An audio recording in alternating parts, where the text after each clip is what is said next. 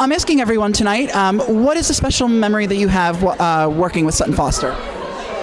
I'll tell you, I music directed Sweet Charity with Sutton, and what I remember is that we would have these long dance rehearsals from 10 to 6, and Sutton would show up, and she had already been to yoga.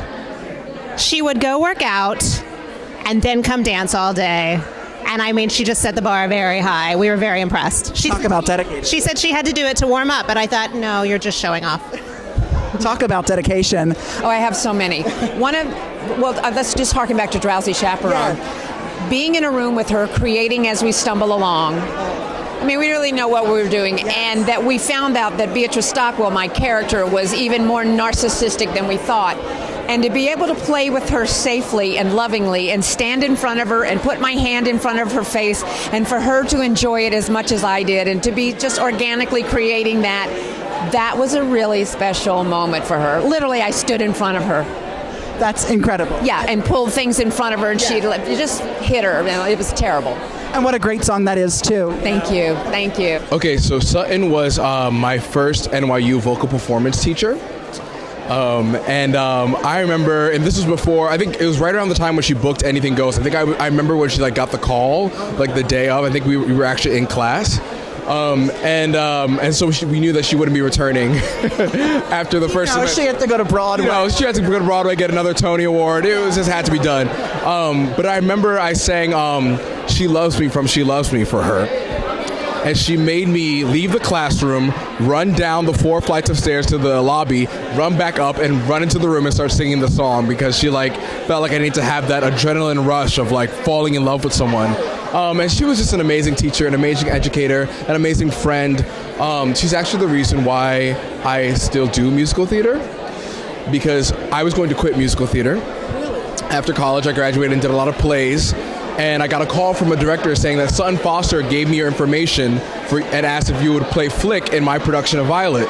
And I was like, why would Sutton do that? But I said yes, and it was the most amazing experience of my life, and it made me believe that there's a place for me in musical theater. One of my favorite memories and the story I love to tell is I saw Sutton in Thoroughly Modern Millie, and I went to the Virgin Records store when the cast album was released. I happened to be there the weekend the cast album was released, and I got the cast. I have a signed CD cover of Thoroughly Modern Millie, and I was in high school or whatever, but listened to that voice, and she was such an inspiration to me. And then I remember I booked Anything Goes, and we got to do a show together, read-through of Anything Goes. I'm sitting at the table, we're doing a read-through, first day of rehearsal, and it's Sutton and Colin Donnell and me, and I'm literally one person away from that voice. She starts talking, she starts singing during the read-through, and I remember just going oh my gosh, my self 6 years ago and my current self is freaking out at the fact that I'm doing a show with Sutton, sitting a person away from her, and she was just such an incredible role model during that show, and getting to work with her was a dream come true. There are many. In the last season, there are often these scenes where I'll put it this way.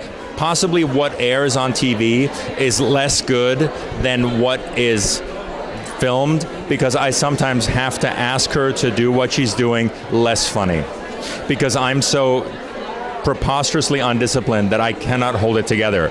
So I essentially say, if you do it like that, we will be here all night. So you have to do less. So there was one scene where she walked into my office and she found a letter, and she had to lie, and she on the spot had just to vamp and lie about this letter. I was gone. I was in another dimension, and you saw the entire crew. Everybody was just shaking, waiting for the take to end, because it was so expert, and you know that it was so fluid and beautiful and easy, and you know that she had worked out every moment before, and the 8 different ways that she did it, but it was just so incredibly skillful.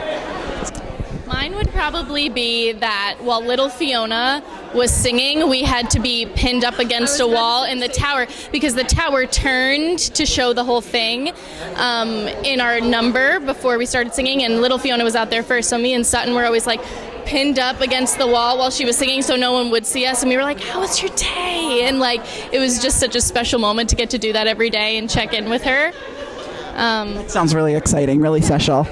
I was gonna say the same memory, so I guess that one really stuck out. Yeah, because then when Teen Fiona would go around and the two of us would be back there, I remember having that moment with Sutton, and it was usually a small check-in, but it was very quiet. There was some, I don't remember. I mean, I was 8, so there was stuff. But I remember there was some sort of like jokey something that happened, like some sort of game. Sounds very special, a special moment indeed. Really, I think as I got older too, I look back at that moment and process it more of how special it was to just be in close proximity with such an amazing People can say that. It's just really cool. and something that I definitely just never processed as such a huge, as huge as it was, but it was such. She's just such a giving, joyous human that. That's what I've heard, yeah. This is the first one that popped into mind. When we were in rehearsals for Violet, they came up with the idea. Lee Silverman, our wonderful director, was like, I want to take a moment, just like a certain rehearsal space for you guys to touch each other's faces. We dealt a lot with a scar, but we didn't necessarily show it the whole show.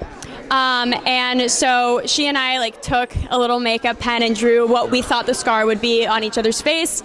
And then throughout rehearsal, we just kind of kept it on. And it was just a really special bonding experience to see kind of how she thought it was and I thought it was and how it kind of ended up meshing together. Yeah. Well, that sounds really special and a great bonding and great character development as well. Absolutely, yes.